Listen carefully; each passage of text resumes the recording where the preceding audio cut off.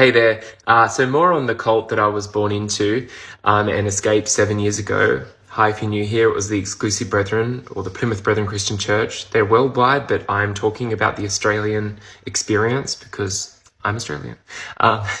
And so I've had a lot of you ask, was I pushed to get married?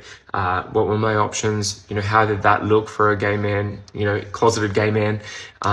So just briefly, my parents were an arranged marriage. So I knew I had that option, which wasn't really an option for me because I didn't want to marry a woman because I couldn't be honest, firstly with myself or with her, and I didn't want to be that disappointment.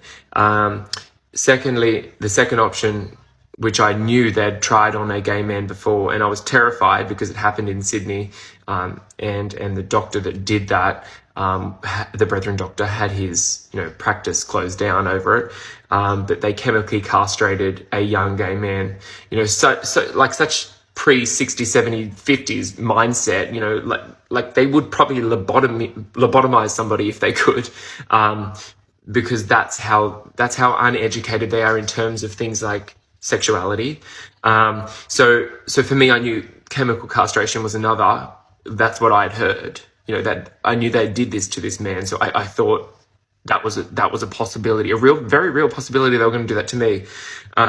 Thirdly, the third option was to escape, which I didn't know how to do. I didn't have any friends outside. I didn't know anybody outside. There was no way of communicating or contacting people outside without, you're constantly under a microscope, without, getting in so much trouble.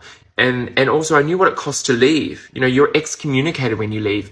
Your family have to erase you from their photos. They have to erase you from their life. They cannot speak about you.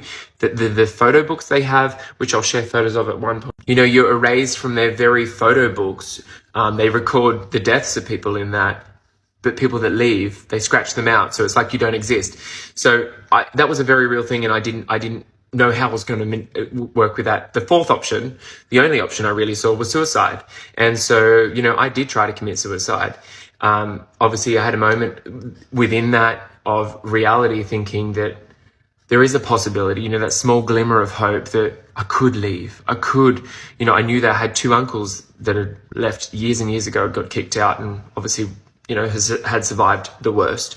So from there, I started to prepare over the next 6 years, and it took me 6 years from then to around about 6 years to leave, because you have to come to terms with mentally. It's more the emotional endurance and the mental endurance to be able to leave your own family.